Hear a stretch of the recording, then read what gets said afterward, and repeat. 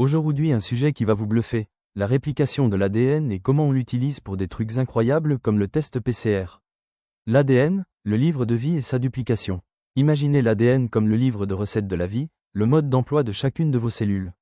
Mais pour qu'une cellule puisse se diviser et donner naissance à de nouvelles cellules, elle doit absolument copier ce livre à l'identique. C'est ça, la réplication de l'ADN. C'est un processus incroyable où notre double hélice d'ADN se dédouble, et chaque brin sert de modèle pour en fabriquer un nouveau. On appelle ça le modèle semi-conservatif, un vieux brin, un nouveau brin, malin, non? C'est ce qu'ont prouvé ces génies de Mendelssohn et Stahl dans une expérience mythique. Et qui sont les stars de cette copie? Des enzymes incroyables comme l'ADN polymérase qui lie l'ancien brin et assemble les nouveaux nucléotides un par un, comme des petites briques de Lego. La PCR, la réplication au service de l'enquête. Maintenant, imaginez que vous êtes un détective et que vous avez juste une micro-trace d'ADN sur une scène de crime ou un échantillon minuscule d'un virus, comme le coronavirus dont on a tant parlé. Comment faire pour l'étudier si c'est si petit? C'est là que la PCR entre en jeu. La polymerase chain reaction, c'est ni plus ni moins la réplication de l'ADN, mais en laboratoire et en version turbo.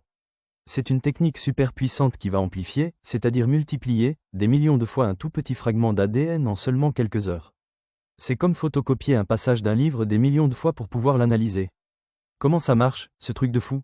En 3 étapes hyper importantes qui se répètent en boucle, dénaturation, hybridation, élongation. Et hop, chaque cycle double le nombre de copies.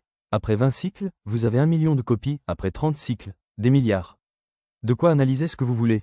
L'impact de la PCR. La PCR, ce n'est pas juste un truc de labo. C'est elle qui nous a permis de détecter le Covid-19 rapidement, d'identifier des criminels grâce à une mini trace de sang ou de cheveux, ou encore de faire avancer la recherche sur plein de maladies génétiques.